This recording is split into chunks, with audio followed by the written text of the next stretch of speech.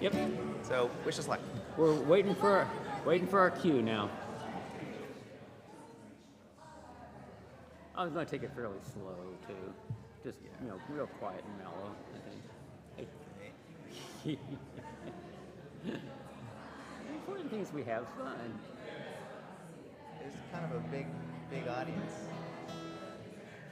Oh, is it?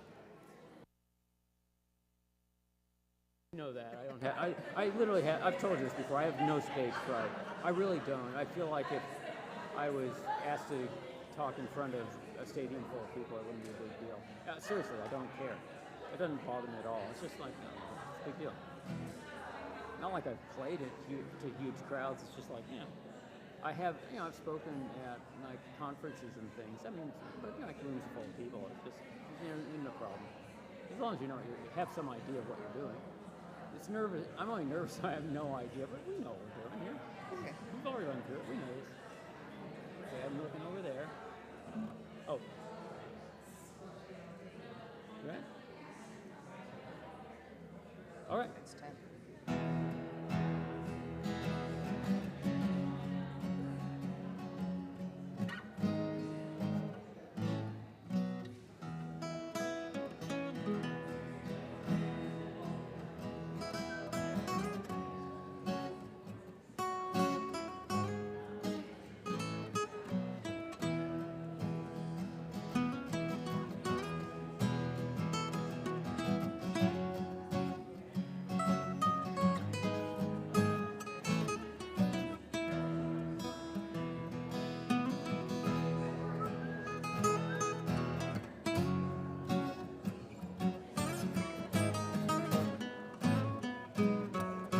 Time for the verse.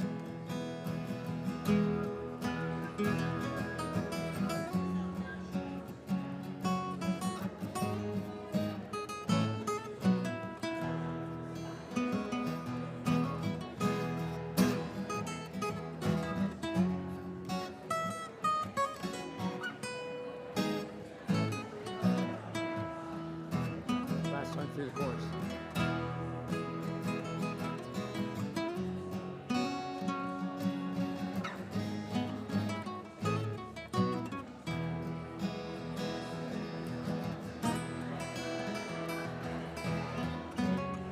Slow it down.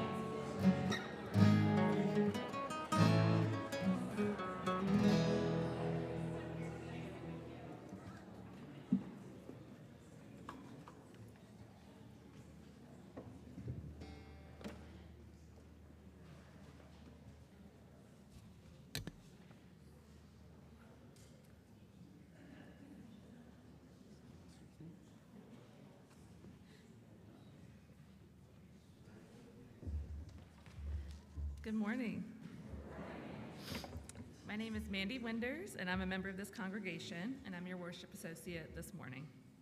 On behalf of our Reverend Dave Dunn, Director of Religious Exploration Lexi Brown, our Music Director Alex Peach, our greeters and technical team that are making today's live stream possible, and of course our guest speaker this morning, Reverend Misha Sanders, I would like to welcome you all to the Unitarian Universalist Metro Atlanta North congregation, which we lovingly call UUMAN.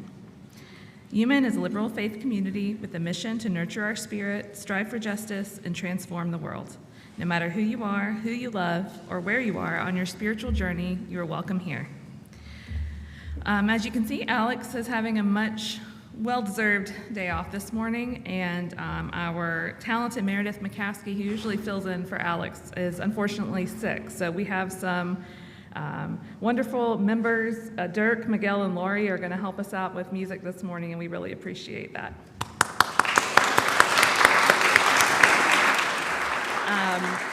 There will be the hymns that are written in your printed order of worship will be different, but I'll announce those when we get there.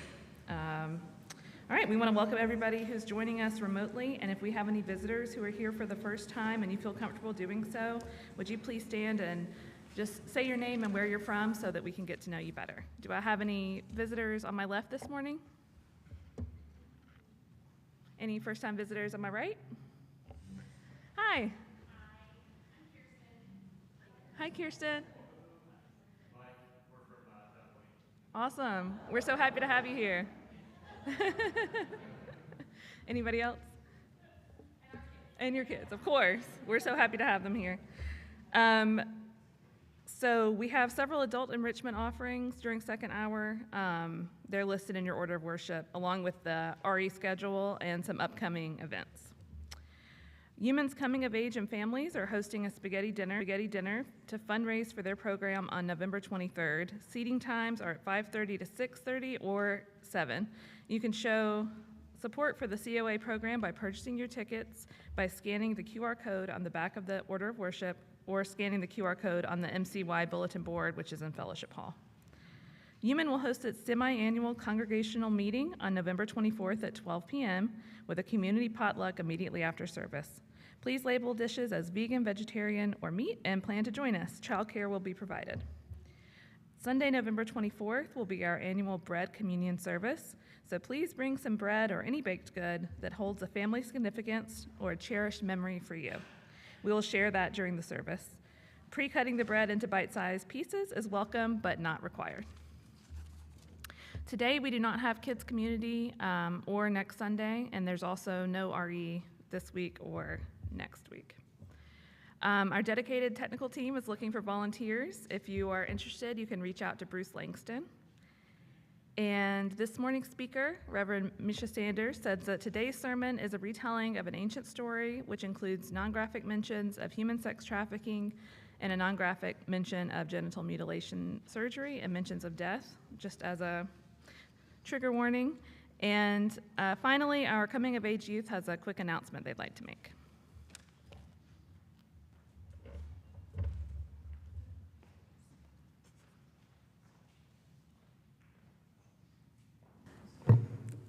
Hi, we are the coming age group of UUMAN this year.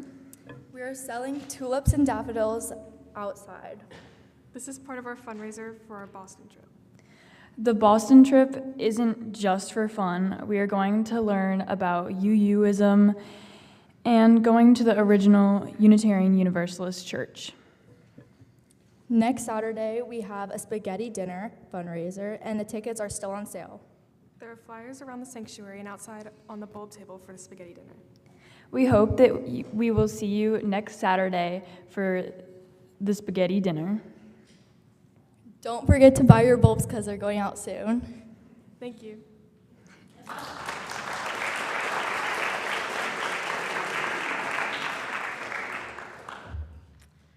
And now let's greet one another in a hand of friendship.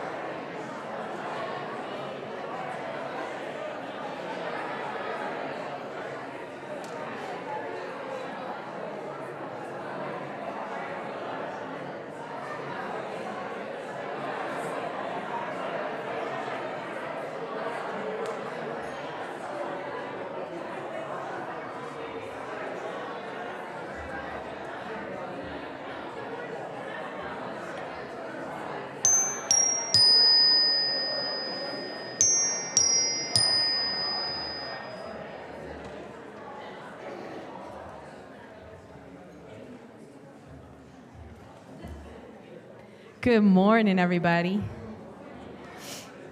It's so lovely to be with you all this morning. It's been a little over 5 years since the last. Some of you are going, oh, like you remember? Do you remember when I sat here before? That was awesome. Y'all were my my neutral pulpit when I came down here as a candidate to serve the Sandy Springs congregation. So Northwest UU in Sandy Springs is where I served for the last 5 years. I'm no longer serving there. I'm in community chaplaincy now. But it's so good to finally be back at UUMAN. I love this place. How it holds some special meaning for me. Before I read this morning's call to worship, I just want to say the young ladies that were up here from the Coming of Age, y'all probably know already, but throw all your money at this program. When I was a lay leader in the RE program at my home congregation in Illinois, they let me chaperone the Coming of Age Boston trip several times. It is a life-changing experience for our youth. They kicked me out of being a chaperone when it was my son's turn because he didn't want his mom to go. And let me tell you, those programs grow really strong Unitarian Universalist adults who faith, and it's a wonderful program. So, throw all your money at them, eat a lot of spaghetti next week. Y'all need to anyway. Our call to worship this morning is by my colleague, the Reverend Sharon Wiley. For millennia, people have gathered together to hear stories, to root for the underdog, to jeer evil and the unkind. We see in our stories mirrors of our own lives, where we hope good things will happen to good people, and that evil will be vanquished. This morning, we gather for story, for the cheering and the jeering, for hope and for justice. May this ancient story shed new light on our own lives, and may we know ourselves connected to millions of listeners who have been before us, and millions of listeners who will come after. Let us worship together.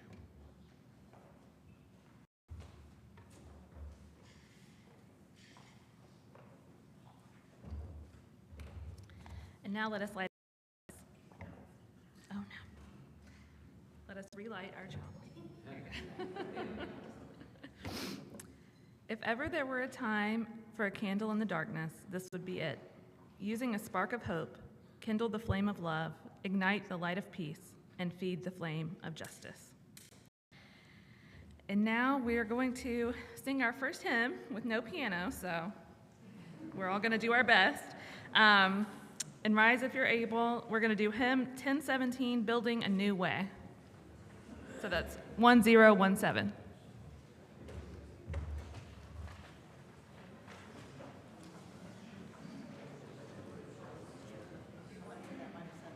Yeah, you'll hear it in its time. Minor 7, it's coming right up. It's what's for dinner. A new way. We are building.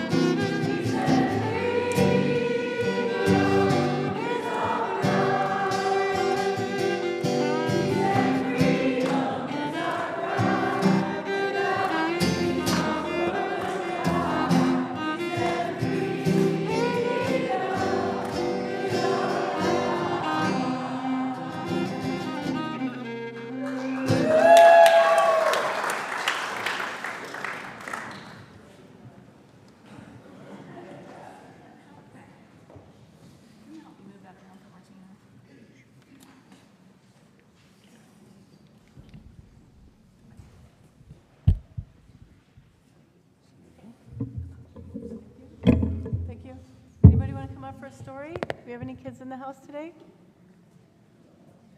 No, maybe I shouldn't be sitting. Okay, let's do this instead. That's okay, it's okay.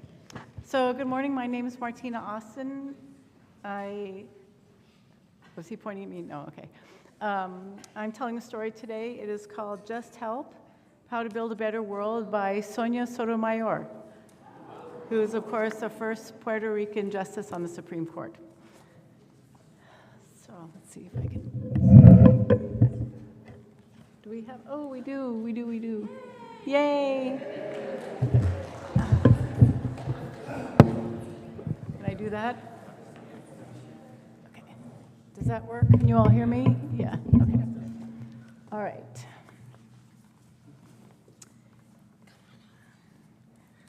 Each day when Sonia woke up, her mother asked her a question. How will you help today? Mommy was a nurse who helped people at a hospital every day, and Sonia wanted to help too. So each morning, Sonia set about to have a good answer for Mommy's question. One morning, Sonia knew just how she was going to help that day. She filled 2 shopping bags with candy bars, warm socks, nice soaps, sunglasses, pens, and notepads.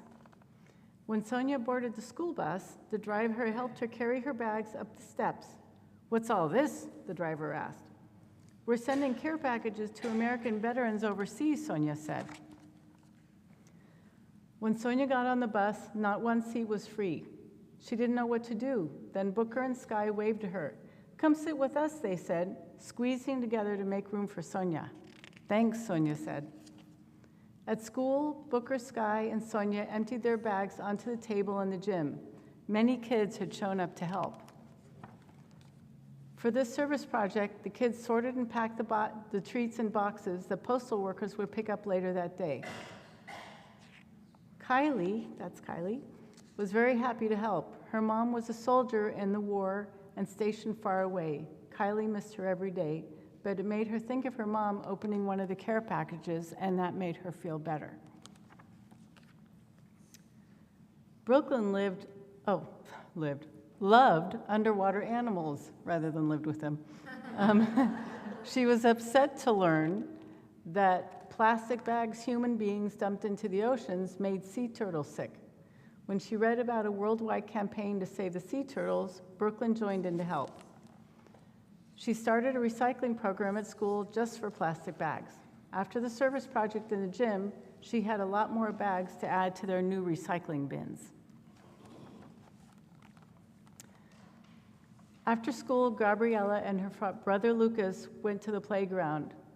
Unfortunately, there was trash everywhere. Gabriella thought about the recycling bins.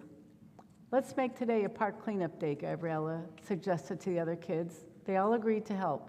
And afterwards, Lucas took a big piece of chalk, and over here he wrote, "Let's keep our park clean. Please do not litter." When Jasper got home, he saw that his room was a mess, just like the park had been, just like mine used to be.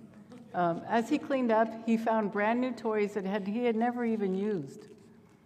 Jasper decided to donate them to the Children's Hospital. He remembered that when he was a patient there, he always felt better when the nurses brought him toys to play with. He wanted to help other kids who were there now. He brought the new toys next door to Maya because her dad worked as a janitor in the hospital, and he could take the box of toys to the playroom there. Jasper's kindness reminded Maya that she had something special to give away too.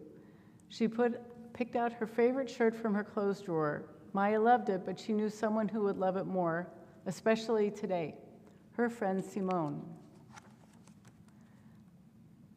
Simone stood on the street corner with her dad and her brother Miles. It was election day, and they were campaigning for their favorite candidate for city council, who promised to build more schools and more playgrounds. When Maya gave Simone the shirt, Simone was thrilled. "It's just like a sparkly American flag. Thank you," Simone said, and put the shirt over the one she was already wearing. Simone and Miles were handing out flyers to everyone who passed by, including Samir and his mom. Mommy, it's election day. Did you vote yet? Samir asked. No, I forgot, his mom said. Well, let's go vote now, Samir said.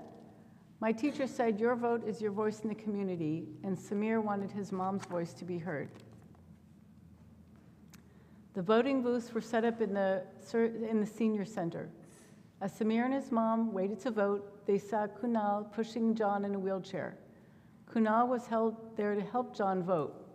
John lived alone, and twice a week, Kunal spent the afternoon at the senior center visiting John and sharing snacks with him.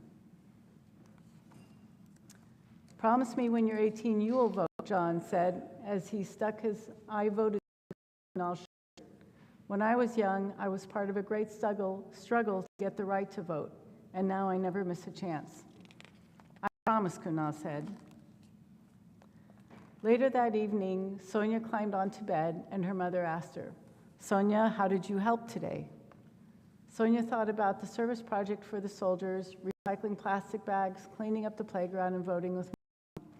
But she also remembered the bus driver who brought her to school safely, the postal workers who sent packages to the soldiers, the poll workers who guided voters, and her friends who helped in big ways and small.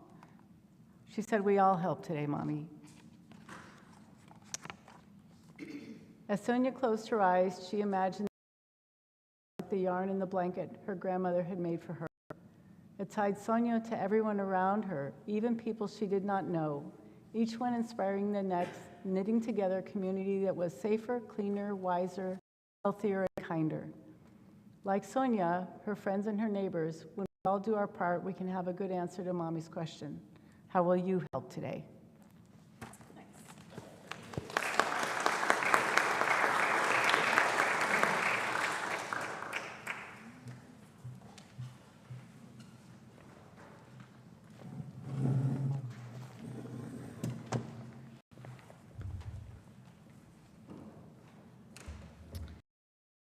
In our service, when we share our joys with each other to magnify them and our sorrows to divide.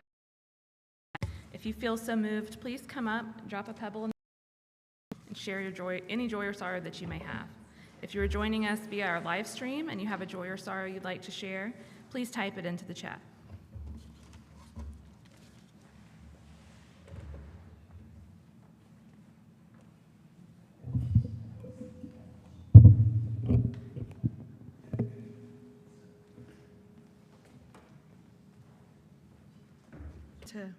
To go up and pop over. I'm telling you, my new friends Alex and Anna have one of those today. Anna, did I get that right? Anna, they have one. Watch, and I was like, "What? That is old school. I love that." So, spoiler alert, or long story short. Before you know what, I'm not even going to get into that yet because I just want to say, "Whoo! It's been a heck of a 10 days, hasn't it? How y'all doing?" Yeah, I hear that. Are we out of acute grief and into what the hell do we do next yet? Are we starting to get there? Some of us aren't starting to get there yet. That's okay. We all, as Mandy just read to us, our lights aren't all dim at once, and so we're allowed to let each other have those moments, right, when we just want to curl up in the fetal position and be there for a while. I saw a post on social media last week that said it's a health reminder that if all you can do right now is be curled up in a fetal position about once every hour, stand up really tall and just scream like a banshee for at least 5 minutes, and then that's a good way to balance that. Anybody feeling that this week? I'm feeling that this week. So it's good to be together. Isn't it good to be together wherever we all are on that spectrum? All right, now back to the script, because I'm best when I stay on script, yeah. So spoiler alert, or long story short, depending on if you're sticking around or if you have to leave early, or if you choose to leave early, I don't know. Esther, this is the story of Esther from the Hebrew and Christian scripture. Esther became the unlikely queen. Her people were saved from certain death, and they all lived happily ever after. The end. Let's go have snacks. You're welcome. But it was never guaranteed to go down like that, that's for sure. And not only was there no guarantee, but it was a highly unlikely outcome to a highly unlikely story. You see, the Persian king, Ahasuerus, had just had his queen banished. Now, we don't know exactly what that means in this context, or where she was sent away to, or whether or not that was maybe just a relatively mess-free euphemism for something a whole lot more permanent. We only know that he had ordered her gone, and so immediately she was gone. And from the information that we're given, which isn't a whole lot, but her only infraction seems to have been that she had finally had enough of being his trophy, being his favorite sex slave, actually, and had had the audacity to say, no, not tonight. When, toward the end of a 7-day long drunken party, the all-sheets-to-the-wind king had ordered servants to go fetch her to entertain his equally inebriated guests. Now, this week-long party that we're talking about was at the end of a 180-day visit from all of the political elite of the land, and all of the many women of the king's harem were tired. It was left to our imaginations why. So, with Queen Vashti very suddenly and abruptly gone, the king had a prime opening in his harem and a reputation to keep up, some face to save. And so, because absolute power corrupts absolutely, he listened to a lot of advisors and came up with a plan to gather young women from all over the kingdom and add them to his cloistered and very much enslaved harem of women. It seems that a posse of men literally went out into the streets of all the provinces of the kingdom and just started collecting as many pretty girls as they could find, asking them no questions about the lives and the families and the friends that they were being forced to leave behind without notice. They just took them if they were deemed attractive enough and young enough. And so when I say young women, it was probably actually more like girls. Among the young girls and women picked up in this gathering of female human property was a young Jewish girl named Esther. Already enslaved, her people had been brought to this land in chains already. Her parents had long been dead, and she was being raised by her cousin Mordecai, also enslaved. So, oppression upon oppression. This young enslaved woman is taken from her home, from the only family that she has left, and shoved roughly with countless other bewildered and despairing young women into the courts of the king to be groomed for a different kind of slavery. And it just so happens that Esther's physical appearance allows her to pass for Persian if she chooses to. And so, out of terror, no doubt, Esther says nothing of her Jewish heritage and goes along with the flow simply to survive. During this time on the outside of the palace walls, having traveled from his home to be as close to his beloved Esther as possible, because he's made a vow to always take care of her, cousin Mordecai is sitting in mourning at the palace wall in the traditional sackcloth and ashes. A whole year passes. Outside the walls, the world for the enslaved Jews is falling apart because their captivity, which has for years been seen by the Persians as good for the kingdom, for the economy, for the morale of the Persians, of course not the Jews, it had started to turn a little sour in certain ways. And the Persians in power were beginning to blame, of course, who? The Jewish people, for all that was wrong in their world, as though the oppressed could ever have that kind of power. So for reasons really unspecified, other than pride and anger about personal petty grievances, I do not like how familiar and current that feels. Men in positions of power were calling for the death of all of the oppressed, enslaved class, in this case, the Jews. And so meanwhile, still, cousin Mordecai has come to the wall of the palace every day to be as close to his beloved Esther as he can. He has lived in sackcloth and ashes. He's gotten on the very last nerve of some of the powerful men who were tired of him being a constant wailing eyesore in their nice, clean, fancy Capitol Boulevard. Inside the palace, during this year, in harem living quarters, Esther has had a really eventful time. She has become the unlikely favorite of the king, and he has chosen her to be his new queen. And Esther, because no doubt she was pretty interested in not being hanged for being Jewish. They were literally building gallows all over the nation for the express purpose of scaring the Jewish folks and actually then killing their entire race of people. So she kept quiet about who she was, kept on passing for Persian, waiting to figure out her next move, as Mordecai kept his vigil outside the wall. Now, he kept sending her messages. I love this part of the story. As often as he could, he was sending her messages that he loved her. He was working without ceasing to secure her safety and possibly even someday her freedom. And he was sending them through a group of eunuchs who served inside the palace but came and went with more freedom than the women. Here's the interesting thing about that group of eunuchs. They were an entire class of enslaved men given more freedom than the women, but not by much. But they were men who mostly had been forced into genital mutilation before puberty, rendering them feminized, sterile, and ostensibly more docile, less physically strong than most other men, thereby more easily controlled. And they not only served as sex slaves on occasion themselves, of course, but were in charge of taking care of the harem. That was their job. They were essentially a created third gender, a visibly genderqueer population of their day. And some accounts indicate that one of the many reasons for their forced gender-blurring surgeries was to make it so that they were shunned by family that they did have, unable to create more, thereby easy to get rid of with no one to ask questions if anyone caused any trouble. Now, let me be clear that although the parallels are worth drawing, I believe, I'm not, with any part of my soul, suggesting that our beloved genderqueer and trans beloveds have been forced into anything being who they are. In fact, we know the opposite of allowing them to be who they are is more likely to happen, right?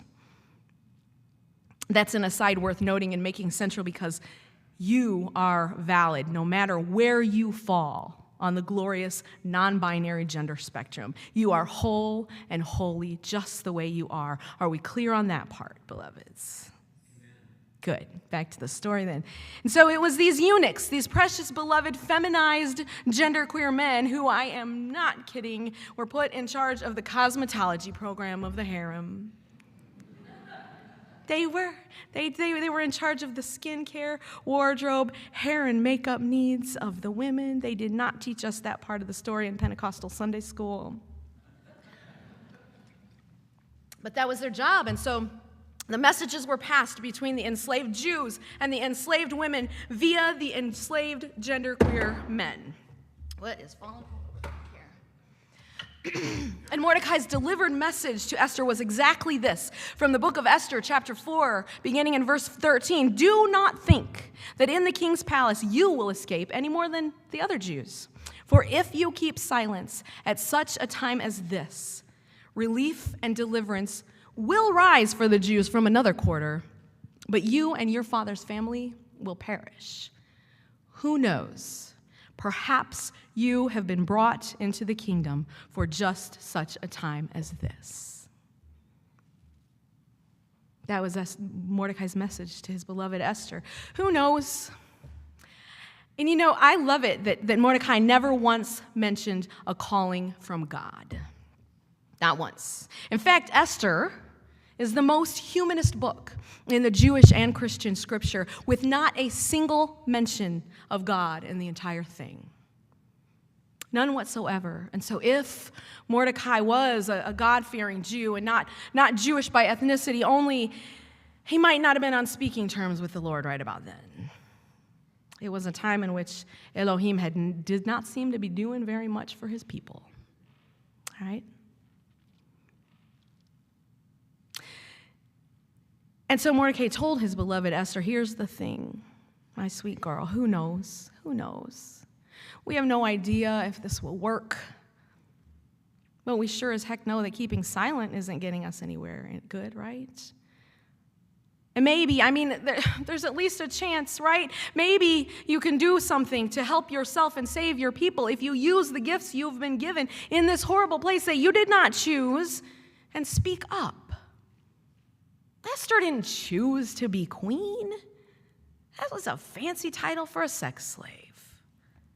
Esther certainly didn't choose to be the king's favorite, because heaven only knows what becoming the favorite of a man like that even entailed for Esther. She didn't ask for any of this, and she had no obligation whatsoever to put her neck on the line and ask the king for any favors. She knew, obviously, as everyone did from Queen Vashti's example, what could happen to anyone, even the queen, if you caught the king in a foul mood. No one voluntarily went before the king to take that risk. But who knows, Esther? And at this point, what do you have to lose? So after receiving her beloved cousin Mordecai's messages, Esther deeply considered her options, which weren't many. She took a deep breath and shrugged and said, "If I perish, I perish. But okay, I'll do it. I'll go talk to the king." And so that's what she did. She used the only power that women had to use, her beauty and her body. And she made sure the king wanted her to keep coming back again and again, until one night she finally mustered up all her courage to say to him, "Listen, these people that you're leaning toward calling for the genocide of, those are my people. They are me. If my people are killed, I will be killed with them, because I am a Jew. And sweetheart, I know you're a busy man, but do you think maybe as a favor to your wife, you might consider calling the whole thing off?"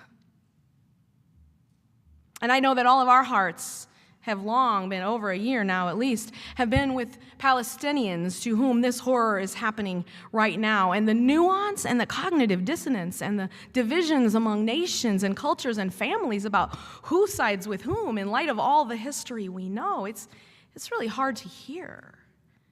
That's also worth acknowledging here today. But what happened in the story of Esther is that when she asked the king for a ceasefire, he listened. He did it. And the story goes on quite interestingly and karmically appropriate from there.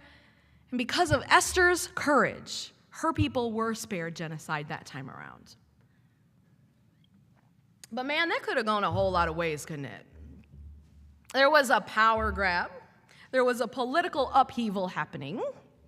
A powder keg of oppression happening right inside the king's palace, as well as throughout the land.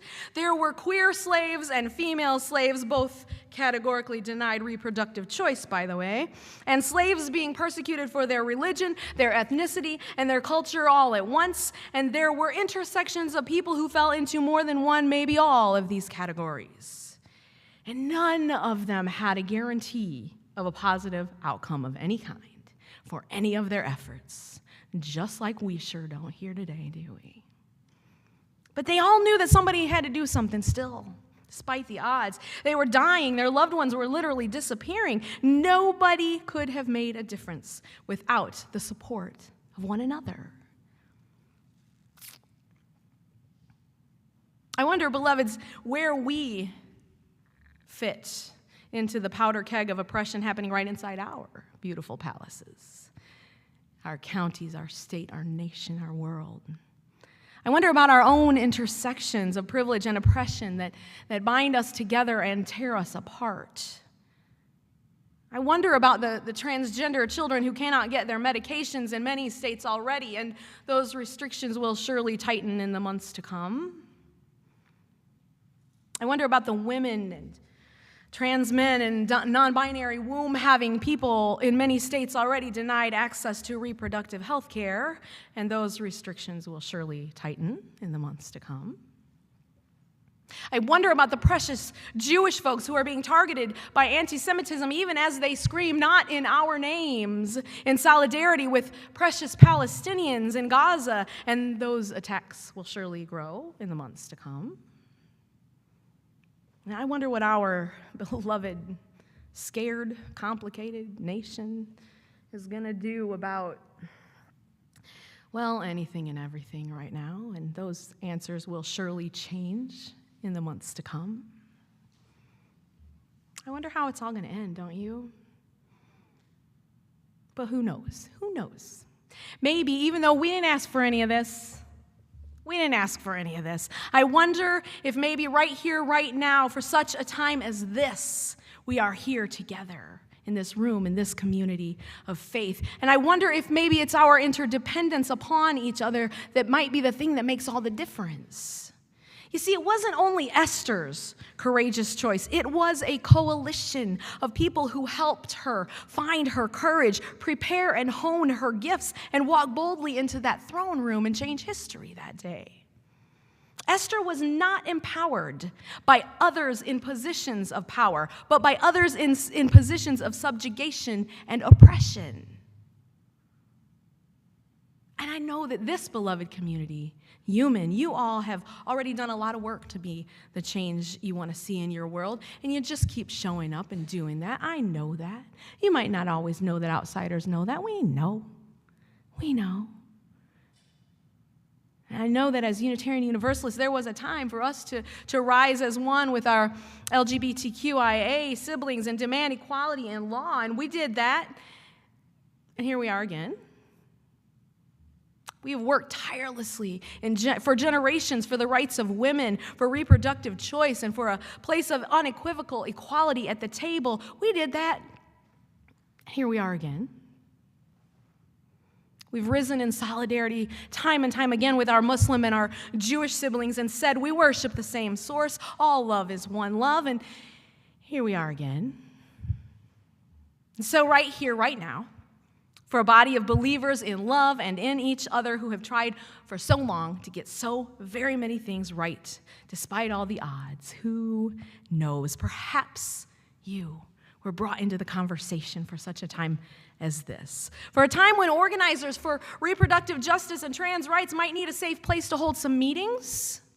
Maybe for a time when reputable organizations need real, tangible support for endangered people, the kind of support with dollar signs attached. Maybe for such a time as this, when perhaps we, with our own intersections of privilege and oppression, all bundled together not so neatly, might be called to be the messengers between the outside wall and the harem curtains, to open up our own WhatsApp or Signal channels for encrypted communication, for an underground network of safety and mutual aid. It's time. And maybe, beloveds, maybe this time we don't get to be the ones leading the charge. Maybe we're the ones heating up the bathwater for the one who's about to step out in front of the king and put it all on the line. The ones saying here, use our worship space to organize your rally. We'll provide snacks and water and art supplies for your signs. How else can we help? So what gifts, maybe even unlikely ones or ones you didn't choose at all, can you bring to such a time as this? I will confess that sometimes it's really hard for me to know. I really mostly just want to sit and weep and listen to someone else, someone who lives inside black or brown skin, in a queer or disabled body, get up in our pulpits, because I'm not sure what a straight, cisgender, U.S. American white woman has to add to this fight. I'm really not. I know that most of my sisters didn't vote in a way that makes me proud a couple of weeks ago. That I know. I had my vote, and I used it. Seems like that was futile today, but I did it anyway, and so did most of you. But for such a time as this, right now, right here, I do still have my voice. I still have my promise to those that are in this fight, because your circumstances don't give you any other choice in the matter, that you will never stand alone. We have this choice right now, for and with each other. We can say loud and clear that Palestinians are our human family. We can simultaneously say clear no to the evil resurgence of anti-Semitism. We can let trans kids and all womb-having people know that they are whole, holy, and have a right to bodily autonomy and are worthy of our fiercest protections. We can still say that Black lives matter, and that indigenous rights are the true law of the land we live on, and that immigration is natural and necessary, and no human being is an alien. We can still resist and say, not on our watch, to the very real threat of fascism taking our democracy from us. Who knows? There never was a mention of God or calling or a sure victory or an outcome that will make it all seem worthwhile. But that's the story of life, isn't it? And here we are living it anyway. If I perish, I perish. I mean, that's going to happen eventually too, right? But what about right now? What if maybe we're called to the kingdom for such a time as this? What if it's your gift that changes the heart of someone in power? Maybe it could happen, and it wouldn't be a precedent. Don't give up hope, beloveds.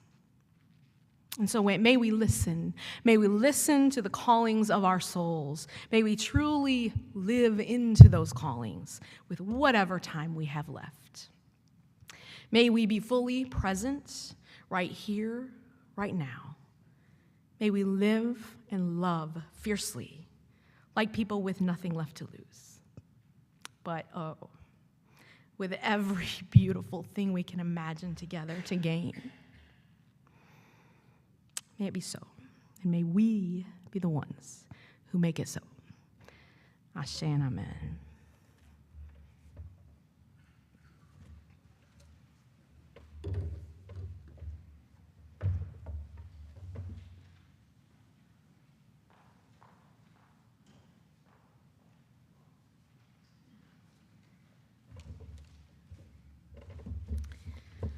In an effort to fulfill and further the vision and mission of this congregation, we ask that our members and friends share of their time, treasure, and talents. With this, we will now take the offering. You may also give using the Give Now option in the Breeze app. This month's 50/50 recipient is the UUA Disaster Relief Fund. Any checks or Breeze donations specifically designated as 50/50 this month will go to support their work.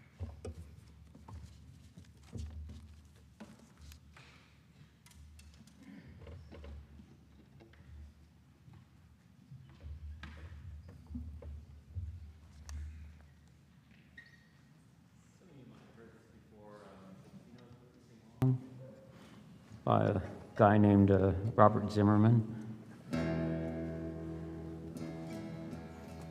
Ready? They say everything can be replaced, yet every distance is not near. So I remember every face of every man who put me here. I see my light come shining from the west to the east. Any day now, I shall be released. They say every man needs protection. They say every man must fall. Yet I swear when I see my reflection somewhere so high above this wall, I see my light come shining from the west down to the east. Any day now, I shall be released. Down here next to me in this lonely crowd is a man who swears he's not to blame. All day long I hear him cry out loud, calling out that he's been framed. I see my light come shining from the west down to the east. Any day now, I shall be released.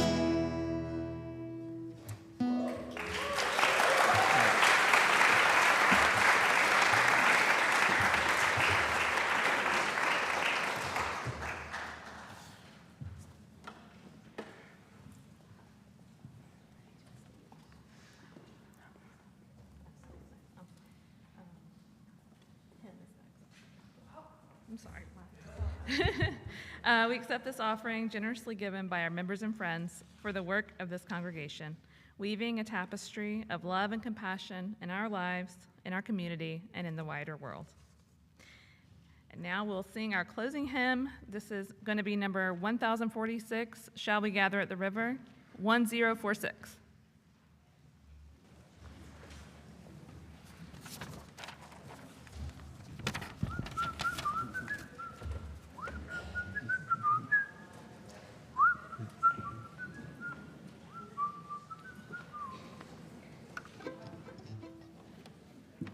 Let's see what key's this one in. Oh, I think I know how to play a C. You wouldn't have thought so with the last one.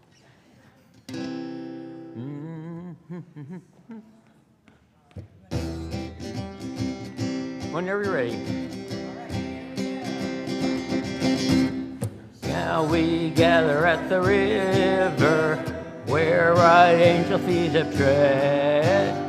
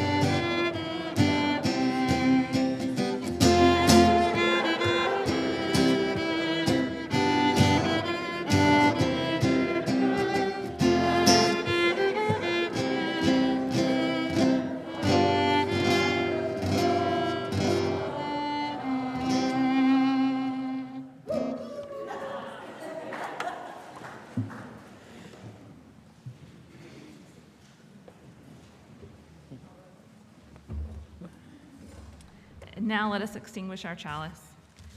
We extinguish this flame, but not the light of truth, the warmth of community, or the fire of commitment. These we carry in our hearts until we are together again.